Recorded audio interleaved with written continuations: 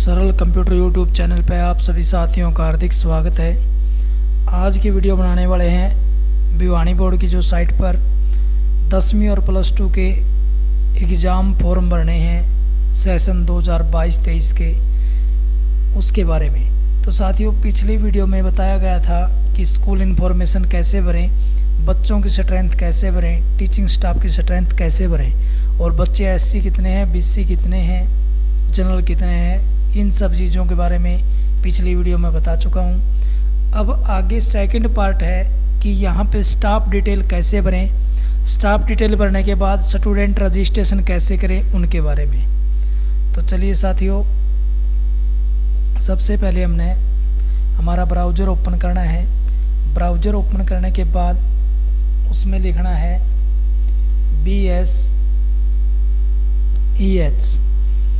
BSEH करने के बाद हमारा सबसे पहला ऑप्शन है board of school education Haryana Bhiwani. यहाँ पे हम क्लिक करेंगे। जैसे हमने क्लिक किया तो हमारी यहाँ पे आ गया मेन वेबसाइट की, जो हमारे बोर्ड की है मेन वेबसाइट। यहाँ पे क्लिक करेंगे। यहाँ पे क्लिक करने के बाद आगे का ऑप्शन हमारा क्या है, जब हमारी भिवानी बोर्ड की मेन साइट ओपन हो जाएगी उसमें हमने हमारे स्कूल के यूज़र ID पासवर्ड डाल करके ओपन करना है। तो देखिए साथियों, ये हमारी हरियाणा विद्यालय शिक्षा बोर्ड भिवानी की जो मेन साइट है ओपन होगी। वर्टिकल स्क्रॉल बार के द्वारा पेज को ऊपर की तरफ करेंगे, यानी कि नीचे की तरफ जब आप खींचोगे तो ऊपर की तरफ पेज जाएगा। सेकंड ऑप्शन है हमारा online registration for secondary senior secondary Gurukul Vidyapeeth exam March 2023। यहाँ पे आप क्लिक करेंगे। क्लिक करने के बाद फिर हमारी साइट वर्किंग है। जैसे ही आगे का ऑप्शन खुलेगा तो यहाँ पे क्या है, आप लोगों ने क्लिक करके आपके स्कूल का जो ID है और पासवर्ड है वो आपने डालना है।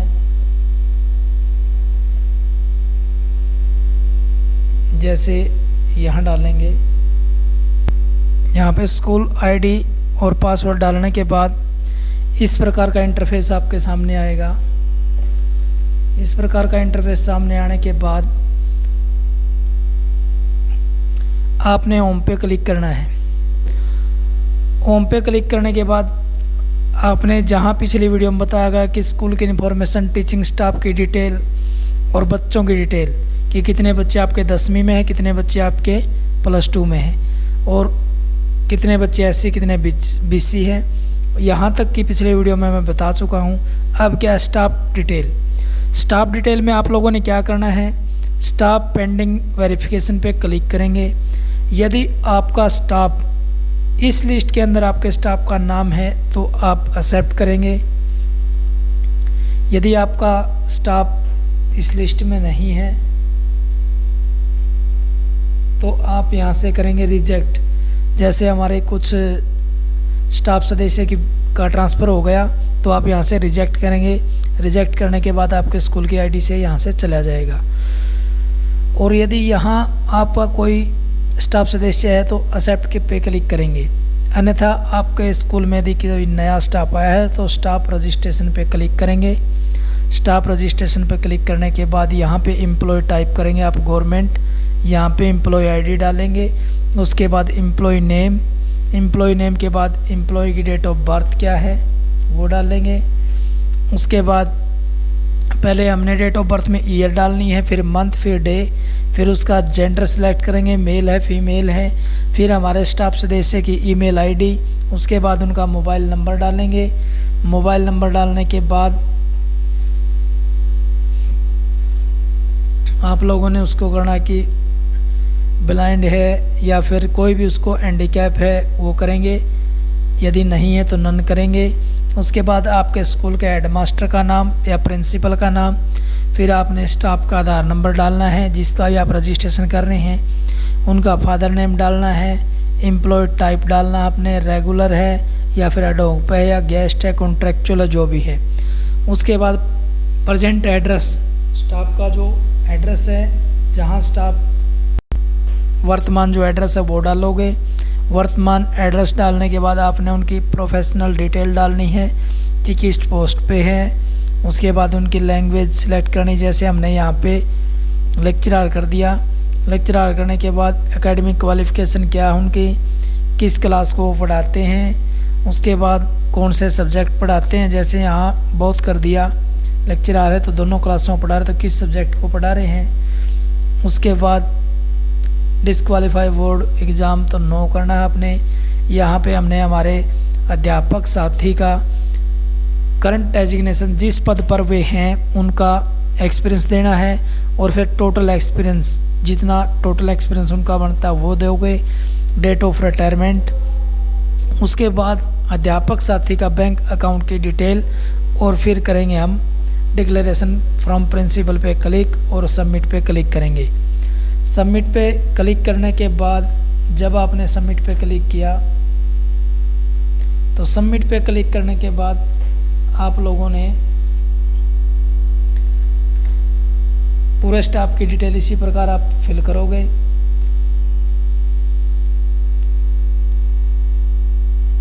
अब क्या है, जब आपने पूरे स्टाफ की डिटेल फिल कर दी तो आपका सेकेंडरी और सीनियर सेकेंडरी का जो ऑप्शन है सामने दिखाई देगा।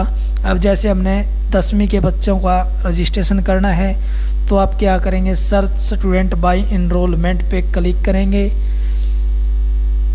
जब आपने इस पे क्लिक किया तो हमारी साइट वर्किंग करने लगी, तो आपके सामने एक लिस्ट दिखाई देगी। जैसे यहाँ पे list of enrol student secondary education, मेरी स्क्रीन पे 51 बच्चे टोटल हमने दिखा दिए। तो साथियों हमने यहाँ पे क्या करना पड़ेगा, यदि बच्चा अपने स्कूल में है तो आप एक्सेप्ट करोगे, यदि हमारे स्कूल में नहीं है तो आप माइग्रेट करोगे। माइग्रेट करने के बाद ही बच्चा दूसरे स्कूल की आईडी पे शो होगा। इनरोलमेंट के जरिए आप सर्च कर सकते हैं यहाँ से, search migrated student by enrolment. यहाँ पे आपने जब यहाँ से माइग्रेट किया तो दूसरा स्कूल जब उसका इनरोलमेंट डाल के सर्च करेगा तभी वो बच्चा दूसरे स्कूल की आईडी पे चला जाएगा। और यहाँ पे इंपोर्ट में जो सर्च किया हमने उसको इंपोर्ट करोगे।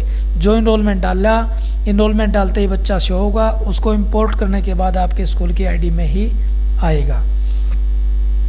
तो ये इस प्रकार लिस्ट है। जैसे हमारे पास राहुल रोहतास का, तो इसको एक्सेप्ट करेंगे। एक्सेप्ट करने के बाद यहाँ इनरोलमेंट एडिट नहीं होगा, नेम एडिट नहीं होगा, फादर नेम एडिट नहीं होगा, मदर नेम एडिट नहीं होगी, डेट ऑफ बर्थ एडिट नहीं होगा, जेंडर भी हमारा एडिट नहीं होगा और कैटेगरी भी एडिट नहीं होगी। तो साथियों आपने यहाँ पे मोबाइल नंबर डालना है। कैंडिडेट पर्सनल ईमेल आईडी है तो ठीक है, अन्यथा ये कंपलसरी नहीं है। बीपीएल होल्डर है या ना है। यहाँ पे CWSN बच्चा है तो यस करोगे। यदि आपने यहाँ यस कर दिया तो यस करने के बाद आपने उसकी हैंडीकैप की कैटेगरी देनी होगी। यदि नहीं है बच्चा तो नो करोगे।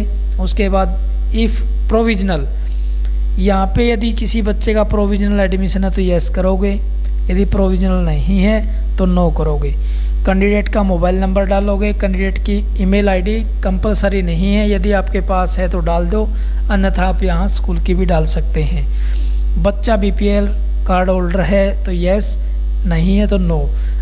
आधार आप यहाँ पे एडिट कर सकते हैं।